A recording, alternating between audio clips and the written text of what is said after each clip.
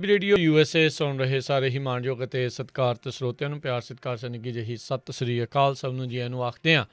ਸੋ ਤੇ ਪ੍ਰੋਗਰਾਮ ਦੇ ਵਿੱਚ ਆਪ ਸਭ ਦਾ ਨਿੱਘਾ ਸਵਾਗਤ ਹੈ। ਅਪਡੇਟ ਅਮਰੀਕਾ ਦਾ ਸ਼ਾਮ ਦਾ ਬੁਲੇਟਿਨ ਲੈ ਕੇ ਹਾਜ਼ਰ ਹੋ ਚੁੱਕੇ ਹਾਂ। ਮੇਰੇ ਨਾਲ ਜੁੜ ਚੁੱਕੇ ਨੇ ਸੈਨ ਹੋਜ਼ੇ ਤੋਂ ਹਰਜੋਤ ਸਿੰਘ ਖਾਲਸਾ ਜੀ। ਜੀ ਆਇਆਂ ਨੂੰ ਸਵਾਗਤ ਹੈ। ਸਤਿ ਸ੍ਰੀ ਅਕਾਲ। ਸਤਿ ਸ਼੍ਰੀ ਅਕਾਲ, ਧੰਨਵਾਦ ਜੀ ਆਇਆਂ ਨੂੰ। ਪੰਜਾਬੀ ਰੇਡੀਓ USA ਦੇ ਸਰੋਤੇ ਜਿੰਨੇ ਵੀ ਸਾਡੇ AM ਸਟੇਸ਼ਨ FM ਸਟੇਸ਼ਨ ਘਰਾਂ ਦੇ ਵਿੱਚ ਰੇਡੀਓ ਸੈਟਸ ਦੇ ਰਾਹੀਂ ਟੈਲੀਫੋਨ ਦੇ ਰਾਹੀਂ ਫੇਸਬੁੱਕ YouTube 'ਤੇ ਲਾਈਵ ਦੇਖ ਰਹੇ ਹੋ ਸੁਣ ਰਹੇ ਹੋ ਸਾਰਿਆਂ ਨੂੰ ਜੀ ਆਇਆਂ ਨੂੰ ਤੇ ਬਹੁਤ ਹੀ ਪਿਆਰ ਤੇ ਸਤਿਕਾਰ ਭਰੀ ਸਤਿ ਸ਼੍ਰੀ ਅਕਾਲ ਸਰੋਤਿਓ। ਅੱਜ ਫਰਵਰੀ ਦੀ 8 ਤਰੀਕ ਆ, ਦਿਨ ਸੋਮਵਾਰ ਆ ਤੇ ਤੁਹਾਡੇ ਲਈ ਸ਼ਾਮ ਦਾ ਅਪਡੇਟ ਅਮਰੀਕਾ ਪ੍ਰੋਗਰਾਮ ਲੈ ਕੇ ਹਾਜ਼ਰ ਹੋਏ ਹਾਂ। ਪ੍ਰੋਗਰਾਮ ਸ਼ੁਰੂ ਕਰਨ ਤੋਂ ਪਹਿਲਾਂ ਸਾਡੇ ਅੱਜ ਦੇ ਸਪਾਂਸਰਸ ਉਹਨਾਂ ਦਾ ਧੰਨਵਾਦ। ਖਾਲਸਾ ਇੰਸ਼ੋਰੈਂਸ ਏਜੰਸੀ ਵਾਲੇ ਜਿਨ੍ਹਾਂ ਦੇ ਕੋਲੋਂ ਤੁਸੀਂ ਹਰ ਇੱਕ ਤਰੀਕੇ ਦੇ ਇੰਸ਼ੋਰੈਂਸ ਕਰਵਾ ਸਕਦੇ ਹੋ।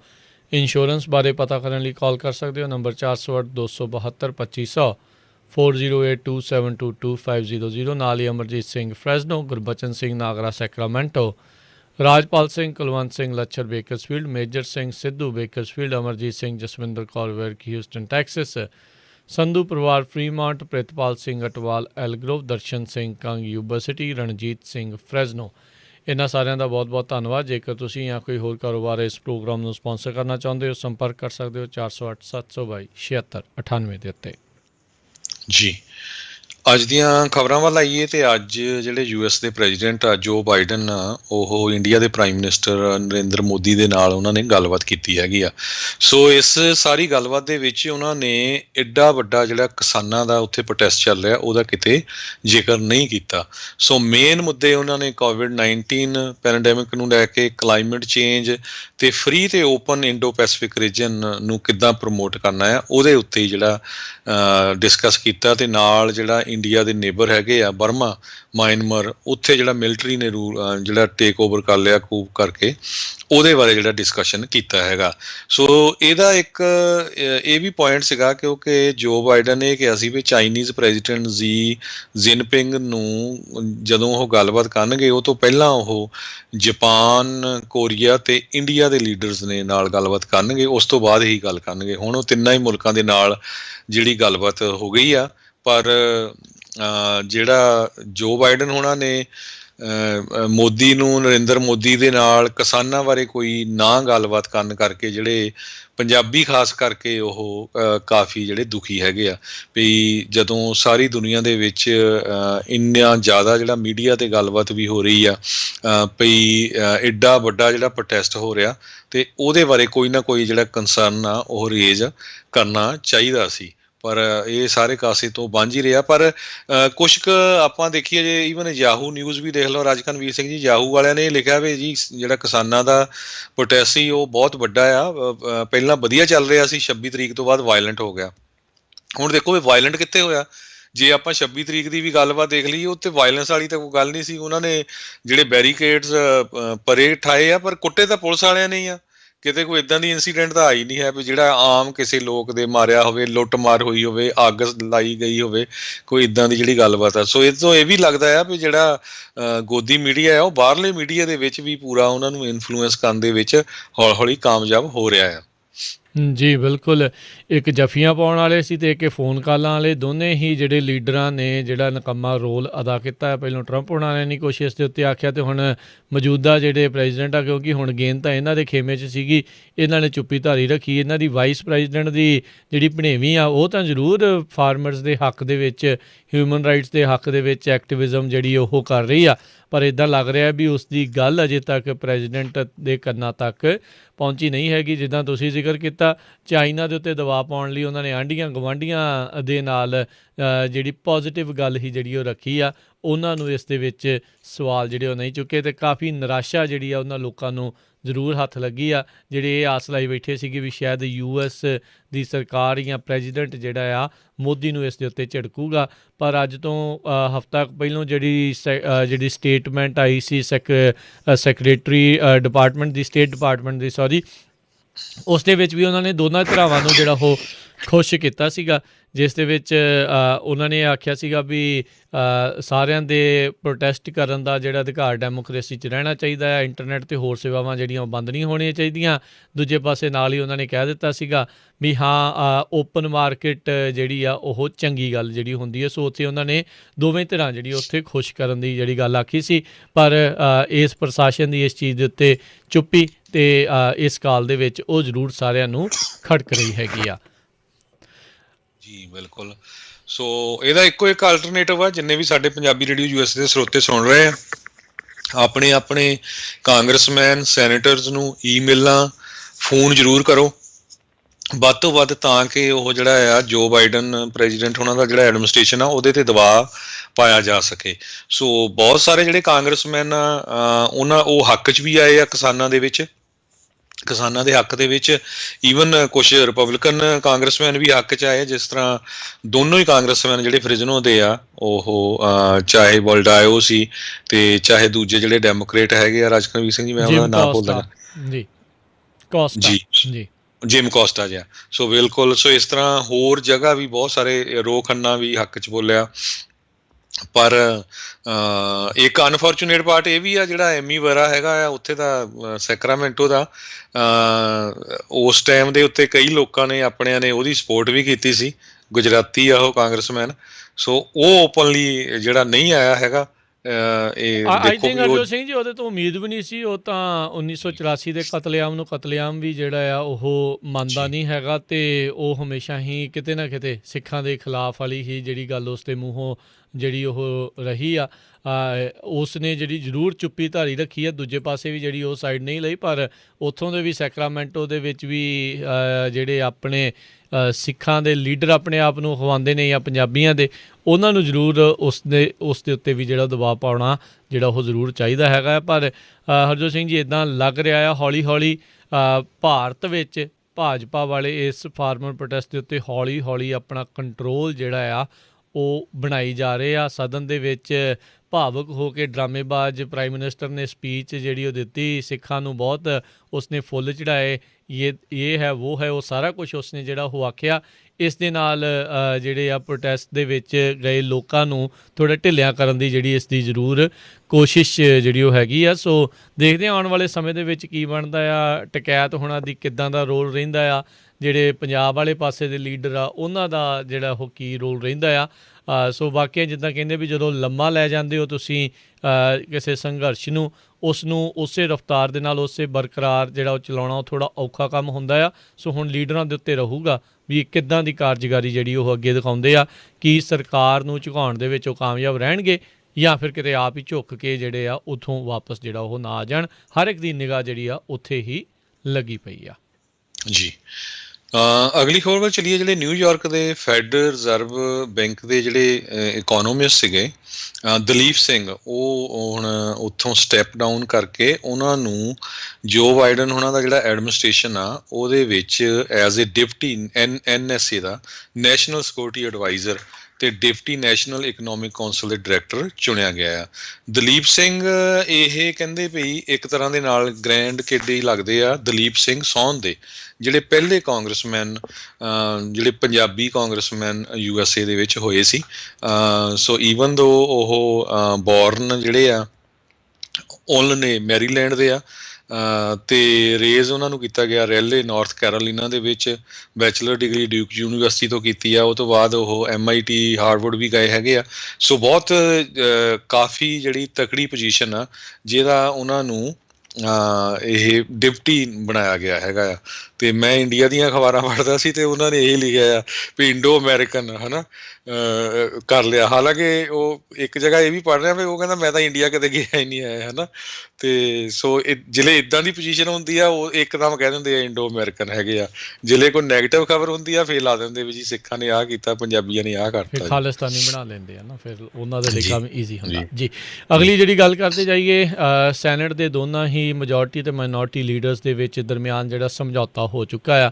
ਕੱਲ੍ਹ ਤੋਂ ਸਾਬਕਾ ਰਾਸ਼ਟਰਪਤੀ ਟਰੰਪ ਹੁਣਾਂ ਦਾ ਇੰਪੀਚਮੈਂਟ ਟਰਾਇਲ ਸੈਨੇਟ ਦੇ ਵਿੱਚ ਚਾਲੂ ਜਿਹੜਾ ਉਹ ਹੋਵੇਗਾ। ਸੋ ਸੈਕਿੰਡ ਇੰਪੀਚਮੈਂਟ ਟਰਾਇਲ ਜਿਹੜਾ ਇਹਨਾਂ ਦਾ ਹੈਗਾ ਆ, ਅਤੇ ਅੱਜ ਅੱਜ ਜਿਹੜਾ ਐਗਰੀਮੈਂਟ ਹੋ ਗਿਆ ਇਸ ਦੇ ਤਹਿਤ ਜਿਹੜੇ ਇੰਪੀਚਮੈਂਟ ਮੈਨੇਜਰਸ ਅਤੇ ਟਰੰਪ ਲਾਇਰਸ ਆ ਉਹਨਾਂ ਨੂੰ 16 ਘੰਟੇ ਦੋਨਾਂ ਨੂੰ ਜਿਹੜੇ ਸਦਨ ਦੇ ਵਿੱਚ ਦਿੱਤੇ ਜਾਣਗੇ ਆਪਣੇ ਕੇਸ ਜਿਹੜੇ ਆ ਉਹ ਪ੍ਰੈਜ਼ੈਂਟ ਕਰਨ ਦੇ ਲਈ ਅਤੇ ਨਾਲ ਹੀ ਮੌਕਾ ਜਿਹੜਾ ਉਸ ਦੇ ਵਿੱਚ ਰਹੂਗਾ ਵੀ ਡਿਬੇਟ ਜਿਹੜੀ ਆ ਉਹ ਕਰਵਾਈ ਜਾਵੇ ਜਾਂ ਨਹੀਂ, ਅਤੇ ਨਾਲ ਦੇ ਨਾਲ ਵਿਟਨੈਸਿਸ ਨੂੰ ਕਾਲ ਕਰਨ ਦਾ ਵੀ ਜਿਹੜਾ ਉਸ ਦੇ ਵਿੱਚ ਮੌਕਾ ਰਹੇਗਾ। ਸੈਨੇਟ ਦੇ ਵਿੱਚ ਜਿਹੜੇ ਟਰਾਇਲ ਚ ਨਾ ਉਸ 'ਚ ਜਿਹੜੇ ਹਾਊਸ ਇੰਪੀਚਮੈਂਟ ਮੈਨੇਜਰਸ ਆ ਇਹ ਵਿਟਨੈਸਿਸ ਨੂੰ ਬੁਲਾਉਣ ਦੇ ਕਾਫੀ ਹੱਕ ਦੇ ਵਿੱਚ ਆ। ਸੋ ਦੋਨਾਂ ਲੀਡਰਸ ਦੇ ਵਿੱਚ ਇਹ ਸਮਝੌਤਾ ਹੋ ਚੁੱਕਾ ਆ।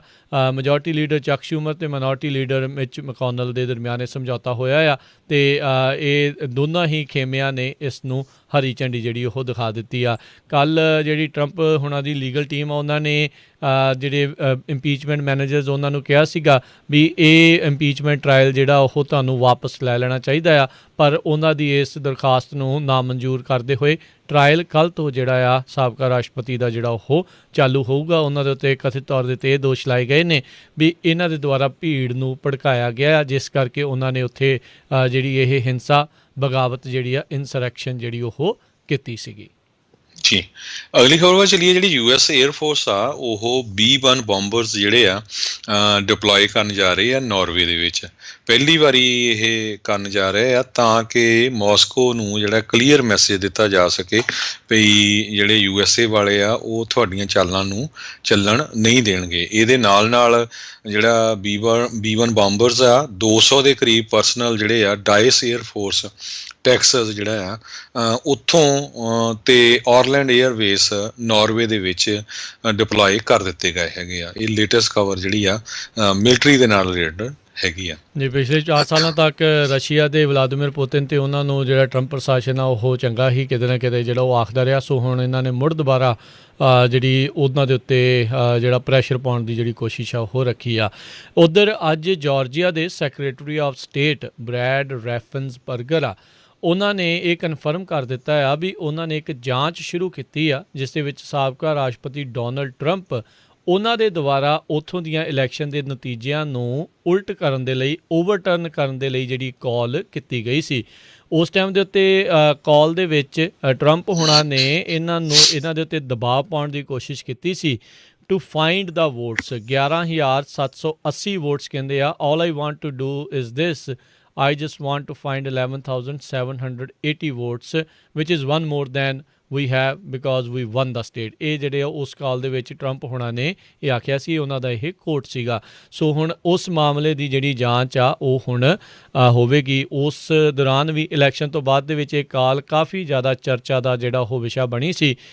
ਇਹ ਕਾਫੀ ਵਾਰੀ ਜਾਰਜੀਆ ਨੇ ਉਦੋਂ ਸਪਸ਼ਟ ਕਰ ਦਿੱਤਾ ਸੀਗਾ ਵੀ ਅਸੀਂ ਕਾਊਂਟਿੰਗ ਵੀ ਕਰ ਲਈ, ਰੀਕਾਊਂਟਿੰਗ ਵੀ ਕਰ ਲਈ, ਬਹੁਤ ਕੁਛ ਕਰਨ ਦੇ ਬਾਵਜੂਦ ਵੀ ਟਰੰਪ ਹੁਣਾਂ ਦੀਆਂ ਵੋਟਾਂ ਜਿਹੜੀਆਂ ਆ ਉਹ ਓਨੀਆਂ ਕੁ ਹੀ ਜਿਹੜੀਆਂ ਆ ਉਹ ਰਹੀਆਂ। ਉਸ ਦੇ ਵਿੱਚ ਬਦਲਾਵ ਜਿਹੜਾ ਉਹ ਨਹੀਂ ਸੀ ਜਿਹੜਾ ਉਹ ਹੋਇਆ, ਪਰ ਫਿਰ ਵੀ ਉਸ ਦੇ ਬਾਵਜੂਦ ਇਹ ਕਾਲ ਜਿਹੜੀ ਉਹਨਾਂ ਨੇ ਉਹ ਕੀਤੀ ਸੀਗੀ। ਅਤੇ ਹੁਣ ਇਹ ਜਿਹੜੀ ਜਾਂਚ ਸ਼ੁਰੂ ਹੋਈ। ਹੁਣ ਇਹ ਨਹੀਂ ਪਤਾ ਵੀ ਇਸ ਦੇ ਵਿੱਚ ਜਾਰਜੀਆ ਦੇ ਇਹ ਪ੍ਰੋਸੀਕਿਊਟਰ ਆ ਕੀ ਇਸ ਦੇ ਵਿੱਚ ਭਾਲ ਕਰ ਰਹੇ ਨੇ ਵੀ ਕੀ ਇਸ ਨੂੰ ਇਹ ਮੰਨਿਆ ਜਾਊਗਾ ਵੀ ਇਲੈਕਸ਼ਨ ਜਿਹੜਾ ਇਹਨਾਂ ਨੇ ਓਵਰਟਰਨ ਇਹ ਕਾਲ ਦੇ ਜ਼ਰੀਏ ਕਰਨ ਦੀ ਕੋਸ਼ਿਸ਼ ਕੀਤੀ ਆ ਜਾਂ ਨਹੀਂ। 2 ਜਨਵਰੀ ਨੂੰ ਇਹ ਕਾਲ ਹੋਈ ਸੀਗੀ ਟਰੰਪ ਹੁਣਾਂ ਦੇ ਦਰਮਿਆਨ ਅਤੇ ਰੈਫਨਸਬਰਗਰ ਦੇ ਦੌਰਾਨ, ਅਤੇ ਉਦੋਂ ਵੀ ਇਹ ਉੱਥੋਂ ਦੇ ਜਿਹੜੇ ਅਟਰਨੀ ਹੈਗੇ ਨੇ ਉਹਨਾਂ ਨੇ ਇਹ ਆਖਿਆ ਸੀਗਾ ਵੀ ਹਾਂ ਇਸ ਦੀ ਜਿਹੜੀ ਜਾਂਚ ਕੀਤੀ ਜਾਊਗੀ। ਖਾਸ ਕਰਕੇ ਜਿਹੜੀ ਫੁਲਟਨ ਕਾਊਂਟੀ ਦੀ ਡਿਸਟ੍ਰਿਕਟ ਅਟਰਨੀ ਹੈ ਫੈਨੀ ਵਿਲਿਸ ਉਸ ਨੇ ਆਖਿਆ ਸੀ। ਸੋ ਹੁਣ ਦੇਖਦੇ ਹਾਂ ਵੀ ਕੀ ਜਾਂਚ ਦੇ ਵਿੱਚੋਂ ਇਹਨਾਂ ਨੂੰ ਇਹ ਲੱਭਦਾ ਹੈਗਾ ਆ।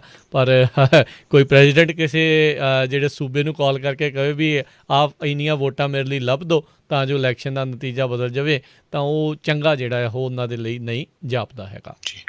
ਅਗਲੀ ਖਬਰ ਚੱਲੀਏ ਜਿਹੜੀ ਕੈਲੀਫੋਰਨੀਆ ਤੋਂ ਆ ਰਹੀ ਹੈ। ਕੈਲੀਫੋਰਨੀਆ ਦੇ ਗਵਰਨਰ ਦੇ ਉੱਤੇ ਹੁਣ ਕਾਫੀ ਪ੍ਰੈਸ਼ਰ ਪੈਂਦਾ ਜਾ ਰਿਹਾ ਕਿਉਂਕਿ ਉਹਨਾਂ ਦੀ ਜਿਹੜੀ ਰੀਕਾਲ ਵਾਲੀ ਆ ਪ੍ਰੋਪੋਜੀਸ਼ਨ ਉਹ ਲੱਗਦਾ ਹੈ ਵੀ ਸੱਚਮੁੱਚ ਹੀ ਜਿਹੜੇ ਗਵਰਨਰ ਆ ਉਹਨਾਂ ਦਾ ਰੀਕਾਲ ਹੋ ਜਾਊਗਾ। ਕੈਬਨ ਕਾਲੀ ਜਿਹੜੇ ਹੈਗੇ ਆ ਰਿਪਬਲਿਕਨ ਰੌਕਲੇਨ ਤੋਂ, ਉਹਨਾਂ ਨੇ ਜਿਹੜੇ ਕੈਲੀਫੋਰਨੀਆ ਦੇ ਟੀਚਰਸ ਆ ਉਹਨਾਂ ਨੂੰ ਕਿਹਾ ਵੀ ਤੁਹਾਡਾ ਕੌਨਸਟੀਟਿਊਸ਼ਨਲ ਰਾਈਟ ਆ ਅਤੇ ਤੁਸੀਂ ਜਿਹੜਾ ਆ ਆਪਟ ਆਊਟ ਕਰ ਸਕਦੇ ਆ ਆਪਣੀ ਯੂਨੀਅਨਸ ਨੂੰ ਕਿਸੇ ਤਰ੍ਹਾਂ ਪੇ ਕਰਨ ਤੋਂ। ਸਾਰਿਆਂ ਨੂੰ ਪਤਾ ਵੀ ਜਿਹੜੀਆਂ ਯੂਨੀਅਨਸ ਆ ਉਹ ਕਾਫੀ ਹੱਕ ਦੇ ਵਿੱਚ ਹੈਗੀਆਂ ਆ, ਪਰ ਪਿਛਲੇ ਮਹੀਨਿਆਂ ਤੋਂ ਕਰੋਨਾ ਵਾਇਰਸ ਨੂੰ ਲੈ ਕੇ, ਸਕੂਲਸ ਨੂੰ ਲੈ ਕੇ ਕਈ ਜਿਹੜੇ ਰੈਸਟੋਰੈਂਟਸ ਆ ਉਹਨਾਂ ਨੇ ਜਿਹੜਾ ਕਾਫੀ ਜਿਹੜੀ ਆ ਨਾਰਾਜ਼ਗੀ ਜਿਹੜੇ ਗਵਰਨਰ ਆ ਗੈਬਨ ਨਿਊਸਮ ਉਹਨਾਂ ਦੇ ਨਾਲ ਜਤਾਈ ਹੈਗੀ ਆ। ਤੇ ਰਿਪਬਲਿਕਨ ਜੌਨ ਕਾਕਸ ਨੇ ਅੱਜ ਆਲਰੇਡੀ ਅਨਾਉਂਸ ਕਰ ਦਿੱਤਾ ਵੀ ਉਹ ਕੈਲੀਫੋਰਨੀਆ ਦੀ ਗਵਰਨਰ ਦੀ ਜਿਹੜੀ ਰੇਸ ਆ ਉਹਦੇ ਲਈ ਵਿੱਚ ਹੈਗਾ ਆ। ਉਹ ਪੂਰੇ ਡਟ ਕੇ ਆਉਣਗੇ। ਪਿਛਲੀ ਇਲੈਕਸ਼ਨ ਦੇ ਵਿੱਚ 38% ਵੋਟਸ ਜਿਹੜੀਆਂ ਆ ਜੌਨ ਕਾਕਸ ਨੂੰ ਮਿਲੀਆਂ ਸੀਗੀਆਂ। ਇਸ ਤੋਂ ਪਹਿਲਾਂ ਸੈਨ ਡੀਗੋ ਦੇ ਰਹਿ ਚੁੱਕੇ ਮੇਅਰ ਜਿਹੜੇ ਆ ਉਹਨਾਂ ਨੇ ਵੀ ਅਨਾਉਂਸ ਕੀਤਾ ਵੀ ਉਹ ਵੀ ਇਸ ਇਲੈਕਸ਼ਨ ਦੇ ਵਿੱਚ ਆ ਸਕਦੇ ਹੈਗੇ ਆ। 15 ਲੱਖ ਜਿਹੜੇ ਬੈਲਟਸ ਆ, ਸਿਗਨੇਚਰਸ ਆ ਸੌਰੀ, ਉਹ ਚਾਹੀਦੇ ਆ ਰੀਕਾਲ ਦੇ ਲਈ। ਹੁਣ already 14 lakh 1.4 million already collect ਹੋ ਗਏ ਆ। ਮਾਰਚ 10 ਤੱਕ ਜਿਹੜੇ ਆ ਇਹ ਵੈਲੀਡੇਟ ਕਰਨੇ ਪਊਗੇ। ਤੇ ਜਿਹੜੇ ਲੋਕ ਇਹ ਸਿਗਨੇਚਰਸ ਕਲੈਕਟ ਕਰ ਰਹੇ ਆ ਉਹ ਕਹਿੰਦੇ ਵੀ ਅਸੀਂ 2 ਮਿਲੀਅਨ ਤੱਕ ਜਿਹੜਾ ਇਹ ਫਿਗਰ ਪਹੁੰਚਾ ਦੇਵਾਂਗੇ। ਜੀ ਬਿਲਕੁਲ। ਉਹ ਕਹਿੰਦੇ ਵੀ ਵਿੱਚ ਜੇ ਕੋਈ ਡੁਪਲੀਕੇਟ ਆ ਜਾਂ ਕੋਈ ਹੋਰ ਹੋਊਗਾ ਸੋ ਉਹਦੇ ਵਿੱਚੋਂ ਨਿਕਲ ਕੇ ਐਟਲੀਸਟ ਜਿਹੜੇ 1.5 ਮਿਲੀਅਨ ਆ ਉਹ ਘੱਟੋ ਘੱਟ ਸੰਭਾਵੀ ਰੂਪ ਦੇ ਵਿੱਚ ਜਿਹੜੇ ਆ ਉਹ ਓਕੇ ਹੋ ਜਾਣ। ਅਗਲੀ ਜਿਹੜੀ ਗੱਲ ਕਰਦੇ ਜਾਈਏ, ਜਸਟਿਸ ਡਿਪਾਰਟਮੈਂਟ ਉਹ ਹੁਣ ਕਹਿ ਰਹੀ ਆ ਟਰੰਪ ਹੁਣਾਂ ਦੇ ਐਰਾ ਦੇ ਵਿੱਚ US ਅਟਰਨੀਜ਼ ਜਿਹੜੇ ਅਪੁਆਇੰਟ ਕੀਤੇ ਸੀ ਵੀ ਤੁਸੀਂ ਜਿਹੜਾ ਆ ਉਹ ਅਸਤੀਫਾ ਦੇ ਦਿਓ ਐਜ਼ ਸੂਨ ਐਜ਼ ਟਿਊਜ਼ਡੇ ਤੱਕ ਜਿਹੜੇ ਉਹ ਆਖ ਰਹੇ ਆ। ਸੋ ਇਹ ਕਹਿੰਦੇ ਵੀ ਖਾਸ ਕਰਕੇ ਜਿਹੜੇ ਅਖੀਰਲੇ ਦਿਨਾਂ ਦੇ ਵਿੱਚ ਜਿਹੜੇ ਇਹਨਾਂ ਨੇ ਕੀਤੇ ਸੀਗੇ। ਸੋ ਇਹ ਹੁਣ ਦੇਖਦੇ ਹਾਂ ਵੀ ਜਸਟਿਸ ਡਿਪਾਰਟਮੈਂਟ ਦੀ ਇਹ ਜਿਹੜੀ ਗੱਲ ਆ ਉਹ ਕਿੱਦਾਂ ਚੱਲਦੀ ਆ। ਡੈਲਾਵੇਅਰ ਅਤੇ ਕਨੈਟੀਕਟ ਦੇ ਵਿੱਚ 1-2 ਜਿਹੜੀਆਂ ਇਨਵੈਸਟੀਗੇਸ਼ਨਸ ਜਾਂਚ ਜਿਹੜੀਆਂ ਉਹ ਚੱਲ ਰਹੀਆਂ ਆ। ਉਹਨਾਂ ਦੇ ਜਿਹੜੇ ਪ੍ਰੋਸੀਕਿਊਟਰਸ ਆ ਉਹਨਾਂ ਨੂੰ ਇਸ ਦੇ ਵਿੱਚ ਨਹੀਂ ਆਖਿਆ ਵੀ ਤੁਸੀਂ ਅਸਤੀਫਾ ਦਿਓ। ਬਾਕੀ ਜਿਹੜੇ ਉਹਨਾਂ ਨੇ ਲਾਏ ਸੀਗੇ ਟਰੰਪ ਹੁਣਾਂ ਦੇ ਪ੍ਰਸ਼ਾਸਨ ਦੇ ਦੌਰਾਨ ਉਹਨਾਂ ਸਾਰਿਆਂ ਨੂੰ ਅਸਤੀਫਾ ਦੇਣ ਦੇ ਲਈ ਆਖ ਦਿੱਤਾ ਆ। ਸੋ ਰੈਜ਼ਿਗਨੇਸ਼ਨ ਕਹਿੰਦੇ ਆ, ਇਹ ਰਿਕੁਐਸਟ ਕਹਿੰਦੇ ਆ ਐਕਸਪੈਕਟ ਕੀਤੀ ਜਾ ਰਹੀ ਆ। 56 cabinet confirmed US attorneys appointed by Trump. ਇਹ ਜਿਹੜੇ ਪੋਲੀਟੀਕਲ ਇਸ ਦੇ ਉੱਤੇ ਕਿੱਦਾਂ ਜਿਹੜਾ ਹੋਊਗਾ ਇਹ ਬਣਨਾ ਰਹੂਗਾ। ਉਸ ਤੋਂ ਪਹਿਲਾਂ ਜੇ ਦੇਖਿਆ ਜਾਏ ਜਦੋਂ ਟਰੰਪ ਹੁਣਾਂ ਨੇ ਆਪਣਾ ਕਾਰਜਕਾਲ ਸਾਂਭਿਆ ਸੀਗਾ ਉਸ ਦੌਰਾਨ 56 ਓਬਾਮਾ ਅਪੁਆਇੰਟਡ ਜਿਹੜੇ 46 ਜਿਹੜੇ ਓਬਾਮਾ ਦੇ ਦੁਆਰਾ ਅਪੁਆਇੰਟ ਕੀਤੇ ਗਏ ਸੀ US ਅਟਰਨੀਜ਼ ਉਹਨਾਂ ਨੂੰ ਆਪਣੇ ਰੈਜ਼ਿਗਨੇਸ਼ਨ ਦੇਣ ਦੇ ਲਈ ਇਸ ਪ੍ਰਸ਼ਾਸਨ ਨੇ ਜਿਹੜਾ ਉਸੋਂ ਟਰੰਪ ਪ੍ਰਸ਼ਾਸਨ ਨੇ ਆਖਿਆ ਸੀਗਾ। ਅਤੇ ਹੁਣ ਉਸੇ ਹੀ ਚੀਜ਼ ਨੂੰ ਅੱਗੇ ਵਧਾਉਂਦੇ ਹੋਏ ਹੁਣ ਬਾਈਡਨ ਪ੍ਰਸ਼ਾਸਨ ਨੇ ਇਹਨਾਂ ਨੂੰ ਅਸਤੀਫਾ ਦੇਣ ਦੇ ਲਈ ਆਖ ਦਿੱਤਾ ਹੈ। ਜੀ ਅਗਲੀ ਖਬਰ ਵੱਲ ਚਲੀਏ। ਫਲੋਰੀਡਾ ਦੇ ਵਿੱਚ ਆਲਜ਼ਮੇਰ ਜਿਹੜਾ ਟਾਊਨ ਆ ਉਸ ਟਾਊਨ ਦਾ ਜਿਹੜਾ ਵਾਟਰ ਟਰੀਟਮੈਂਟ ਸਿਸਟਮ ਆ ਉਸ ਨੂੰ ਹੈਕਰਸ ਵੱਲੋਂ ਹੈਕ ਕਰ ਲਿਆ ਗਿਆ ਤੇ ਲੋਕਾਂ ਨੂੰ ਇੱਕ ਤਰ੍ਹਾਂ ਦੇ ਨਾਲ ਜ਼ਹਿਰ ਜਿਹੜੀ ਆ ਉਹ ਦੇਣ ਦਾ ਉਹਨਾਂ ਨੇ ਕੋਸ਼ਿਸ਼ ਕੀਤੀ ਹੈਗੀ ਆ। ਪਾਣੀ ਦੇ ਵਿੱਚ ਕਹਿੰਦੇ ਵੀ ਉਹਨੂੰ ਹੈਕ ਕਰਕੇ ਜਿਹੜਾ 100 ਟਾਈਮਸ ਨਾਰਮਲ ਲੈਵਲ ਤੋਂ ਜਿਹੜਾ ਪਾਣੀ ਨੂੰ ਸੋਡੀਅਮ ਹਾਈਡਰੋਕਸਾਈਡ ਹੁੰਦਾ ਆ ਉਹਨੂੰ ਇਨਕਰੀਜ਼ ਕਰ ਦਿੱਤਾ ਗਿਆ 100 ਟਾਈਮਸ ਨਾਰਮਲ ਲੈਵਲ ਤੋਂ। ਇਹ ਪਿਨਲਸ ਕਾਉਂਟੀ ਸ਼ੈਰਿਫ ਬੌਬ ਜਿਹੜਾ ਗੁਆਲਟਰੀ ਆ ਉਹਨਾਂ ਨੇ ਦੱਸਿਆ ਹੈਗਾ। ਸੋ ਜੇ ਕਿਤੇ ਇਹ ਕਹਿੰਦੇ ਕਾਮਯਾਬ ਹੋ ਜਾਂਦਾ ਤਾਂ ਉਹਦੇ ਨਾਲ ਬਹੁਤ ਲੋਕਾਂ ਦੀ ਮੌਤ ਹੋ ਸਕਦੀ ਸੀ। ਸੋ ਇਹਦੇ ਸੰਬੰਧ ਦੇ ਵਿੱਚ ਫਲੋਰੀਡਾ ਦੇ ਸੈਨੇਟਰ ਮਾਰਕੋ ਰੂਬੀਓ ਨੇ ਇਹ ਕਿਹਾ ਵੀ ਇਸ ਨੂੰ ਜਿਹੜਾ ਆ as a national security measure ਲੈਣਾ ਚਾਹੀਦਾ ਤੇ FBI ਨੂੰ ਇਨਵੋਲਵ ਹੋਣਾ ਚਾਹੀਦਾ ਵੀ ਇਹ ਤਾਂ ਬਹੁਤ ਮਾੜੀ ਗੱਲ ਆ। ਰਿਮੋਟਲੀ ਉਹਨਾਂ ਨੇ ਕੰਪਿਊਟਰ ਐਕਸੈਸ ਕਰਕੇ ਜਿਹੜਾ ਹਾਈਡਰੋਜਨ ਜਿਹੜਾ ਸੋਡੀਅਮ ਹਾਈਡਰੋਕਸਾਈਡ ਦਾ ਲੈਵਲ ਵਧਾ ਦਿੱਤਾ। ਜੀ ਇਕੱਲਾ ਮਾੜੀ ਗੱਲ ਹੀ ਨਹੀਂ, ਇਹ ਬਹੁਤ ਖਤਰੇ ਵਾਲੀ ਗੱਲ ਆ। ਜੇ ਇੱਕ ਸਿਟੀ ਦੇ ਵਿੱਚ ਇਹ ਕਰਨ ਦੇ ਵਿੱਚ ਹੈਕਰਸ ਕਾਮਯਾਬ ਹੋ ਸਕਦੇ ਸੀਗੇ ਤੇ ਹੋਰ ਕਿਹੜੀਆਂ ਸਿਟੀਜ਼ ਇਸ ਤਰੀਕੇ ਦੇ ਨਾਲ ਵਨਰੇਬਲ ਹੈਗੀਆਂ ਆ ਉਹ ਦੇਖਣਾ ਜਿਹੜਾ ਰਹੂਗਾ। ਸੋ ਇਹ ਨੈਸ਼ਨਲ ਸਿਕਿਉਰਿਟੀ ਥ੍ਰੈਟ ਡੈਫੀਨੇਟਲੀ ਇਹ ਜ਼ਰੂਰ ਬਣਦਾ ਹੈ। ਸੋ ਇਹ ਦੇਖਦੇ ਹਾਂ ਵੀ ਪ੍ਰਸ਼ਾਸਨ ਇਸ ਦੇ ਉੱਤੇ ਕਿੱਦਾਂ ਦੀ ਕਾਰਵਾਈ ਜਿਹੜੀ ਉਹ ਕਰਦਾ ਹੈ ਅਤੇ ਜਿਨ੍ਹਾਂ ਨੇ ਇਹ ਸਾਰਾ ਕੁਛ ਕੀਤਾ ਹੈ ਉਹਨਾਂ ਨੂੰ ਕਿੰਨੀ ਕੁ ਜਲਦੀ ਫੜਨ ਦੇ ਵਿੱਚ ਇਹ ਕਾਮਯਾਬ ਰਹਿੰਦੇ ਆ। ਅੱਜ ਸੈਨੇਟ ਨੇ ਬਾਈਡਨ ਪ੍ਰਸ਼ਾਸਨ ਦੇ ਇੱਕ ਹੋਰ ਨੋਮੀਨੀ ਜਿਹੜੇ ਸੀਗੇ ਵੈਟਰਨ ਅਫੇਅਰਸ ਦੇ ਸਕੱਤਰ ਦੇ ਲਈ ਉਹਨਾਂ ਨੂੰ ਕਨਫਰਮ ਕਰ ਦਿੱਤਾ। ਡੈਨਿਸ ਮੈਕਡੋਨੋ ਜਿਹੜੇ ਆ ਉਹਨਾਂ ਨੂੰ ਅੱਜ ਕਨਫਰਮੇਸ਼ਨ ਆ ਉਹ ਦਿੱਤੀ ਗਈ ਹੈਗੀ ਆ। ਇਹ ਕਹਿੰਦੇ ਬਿਲਕੁਲ ਇੰਪੀਚਮੈਂਟ ਟਰਾਇਲ ਤੋਂ ਇੱਕ ਦਿਨ ਪਹਿਲਾਂ ਜਿਹੜੀ ਉਹ ਹੋਊਗੀ। ਸੋ ਇਹ ਹੁਣ ਲਾਸਟ ਇੱਕ ਹਿਸਾਬ ਦੇ ਨਾਲ ਕਨਫਰਮੇਸ਼ਨ ਸੀਗੀ ਇੰਪੀਚਮੈਂਟ ਟਰਾਇਲਸ ਦੇ ਸ਼ੁਰੂ ਹੋਣ ਤੋਂ ਪਹਿਲਾਂ। ਹੁਣ ਬਾਕੀ ਦੀਆਂ ਜਿਹੜੀਆਂ ਜੇ ਕੋਈ ਕਨਫਰਮੇਸ਼ਨ ਹੋਣਗੀਆਂ ਉਹ ਟਰਾਇਲ ਤੋਂ ਬਾਅਦ ਦੇ ਵਿੱਚ ਹੀ ਜਿਹੜੀਆਂ ਉਹ ਕੀਤੀਆਂ ਜਾ ਸਕਣਗੀਆਂ। ਮਿਨੇਸੋਟਾ ਦੇ ਰਹਿਣ ਵਾਲੇ ਡੈਨਿਸ ਮੈਕਡੋਨੋ ਜਿਹੜੇ ਆ ਉਹ ਚੀਫ ਆਫ ਸਟਾਫ ਵੀ ਰਹਿ ਚੁੱਕੇ ਆ ਸਾਬਕਾ ਰਾਸ਼ਟਰਪਤੀ ਬਰਾਕ ਓਬਾਮਾ ਦੇ ਦੂਜੇ ਟਰਮ ਦੇ ਵਿੱਚ, ਅਤੇ ਇਹ ਡੈਪਟੀ ਨੈਸ਼ਨਲ ਸਿਕਿਉਰਿਟੀ ਐਡਵਾਈਜ਼ਰ ਜਿਹਦੇ ਲਈ ਹੁਣ ਇੱਕ ਸਿੰਘ ਨੂੰ ਜਿਹੜਾ ਉਹ ਚੁਣਿਆ ਗਿਆ ਆ ਉਹ ਭੂਮਿਕਾ ਦੇ ਵਿੱਚ ਵੀ ਉਹ ਰਹਿ ਚੁੱਕੇ ਆ। ਕਹਿੰਦੇ ਵੀ ਆਪਣੇ ਉਸ ਕਾਰਜਕਾਲ ਦੇ ਦੌਰਾਨ ਵੀ ਇਹਨਾਂ ਦੇ ਚੰਗੇ ਸੰਬੰਧ ਜਿਹੜੇ ਆ ਉਹ ਪ੍ਰੈਜ਼ੀਡੈਂਟ ਬਾਈਡਨ ਦੇ ਨਾਲ ਰਹੇ ਸੀਗੇ। ਅਗਲੀ ਖਬਰ ਵੱਲ ਚਲੀਏ। ਸੈਂਟਾ ਕਲਾਰਾ ਕਾਉਂਟੀ ਨੇ ਆਪਣੇ ਜਿਹੜੇ ਇੰਸਪੈਕਟਰਸ ਆ ਉਹ ਪਿਛਲੇ ਕੱਲ੍ਹ ਜਾਣੀ ਕਿ ਐਤਵਾਰ ਨੂੰ ਜਿਹੜਾ ਸੁਪਰ ਬਾਲ ਹੋਇਆ ਸੀ ਉਹਦੇ ਵਿੱਚ ਬੇ ਏਰੀਏ 'ਚ ਬਹੁਤ ਸਾਰੇ ਜਿਹੜੇ ਬਾਰਸ ਰੈਸਟੋਰੈਂਟ ਆ ਉਹਨਾਂ ਨੇ ਆਪਣਾ ਜਿਹੜੇ ਆ ਬਾਹਰ ਟੈਂਟਾਂ ਦੇ ਵਿੱਚ TV ਵਗੈਰਾ ਸੈਟਅਪ ਕਰ ਦਿੱਤੇ ਸੀ, ਕਿਉਂਕਿ ਲੋਕ ਦੇਖਦੇ ਆ ਬਾਰਸ ਦੇ ਵਿੱਚ ਜਾ ਕੇ ਜਾਂ ਵੱਡੇ ਵੱਡੇ ਜਿਹੜੇ ਪੀਜੇ ਦੇ ਰੈਸਟੋਰੈਂਟ ਹੈਗੇ ਆ। ਸੋ ਇਹ ਇੰਸਪੈਕਟਰ ਜਾ ਕੇ ਚੈੱਕ ਕਰਦੇ ਸੀ ਵੀ ਉਹ ਜਿਹੜੀਆਂ ਗਾਈਡਲਾਈਨਸ ਹੈਗੀਆਂ ਆ ਕਰੋਨਾ ਵਾਇਰਸ ਦੇ ਨਾਲ ਉਹਨਾਂ ਨੂੰ ਉਹ ਫੋਲੋ ਕਰਦੇ ਆ ਕਿ ਨਹੀਂ। ਉਹਨਾਂ ਨੇ ਸਾਈਨ ਲਾਏ ਹੋ ਆ ਵੀ ਮਾਸਕ ਪਾਓ ਜਾਂ ਨਾ ਪਾਓ, ਡਿਸਟੈਂਸ ਪੂਰਾ ਰੱਖਿਆ ਜਾਂ ਨਹੀਂ ਰੱਖਿਆ ਆ। ਸੋ ਇਹ ਤਾਂ ਨਹੀਂ ਹਜੇ ਪਤਾ ਲੱਗਿਆ ਵੀ ਉਹਨਾਂ ਨੇ ਕਿੰਨੀਆਂ ਕੁ ਟਿਕਟਾਂ ਦਿੱਤੀਆਂ ਆ ਜਾਂ ਵਾਰਨਿੰਗ ਦਿੱਤੀ ਹੈਗੀ ਆ, ਪਰ ਇਹ ਸੈਂਟਾ ਕਲਾਰਾ ਕਾਉਂਟੀ ਦੇ ਵਿੱਚ ਜਿਹੜੇ ਇੰਸਪੈਕਟਰਸ ਆ ਉਹਨਾਂ ਨੇ ਕਈ ਜਿਹੜੇ ਬਾਰ ਰੈਸਟੋਰੈਂਟ ਹੈਗੇ ਆ ਉੱਥੇ ਜਾ ਕੇ ਵਿਜ਼ਿਟ ਕੀਤਾ ਅਤੇ ਦੇਖਿਆ ਇਸ ਜਿਹੜਾ ਸੁਪਰ ਬਾਲ ਆ ਉਹਦੇ ਦੌਰਾਨ ਵੀ ਉਹ ਸੋਸ਼ਲ ਡਿਸਟੈਂਸ ਵਾਲੇ ਜਾਂ ਹੋਰ ਰੈਗੂਲੇਸ਼ਨ ਉਹਨਾਂ ਨੂੰ ਫੋਲੋ ਕਰ ਰਹੇ ਆ ਜਾਂ ਨਹੀਂ। ਜੀ ਜੀ ਬਿਲਕੁਲ। ਅਗਲੀ ਜਿਹੜੀ ਆਪਾਂ ਹਰਜੋਤ ਸਿੰਘ ਜੀ ਗੱਲ ਕਰਦੇ ਜਾਈਏ, ਰੋਬਿਨਹੁੱਡ ਜਿਹੜੀ ਇੱਕ ਔਨਲਾਈਨ ਜਿਹੜੀ ਇੱਕ ਐਪ ਆ ਜਿਹਦੇ ਨਾਲ ਆਮ ਲੋਕ ਟਰੇਡਿੰਗ ਜਿਹੜੀ ਉਹ ਕਰ ਸਕਦੇ ਆ।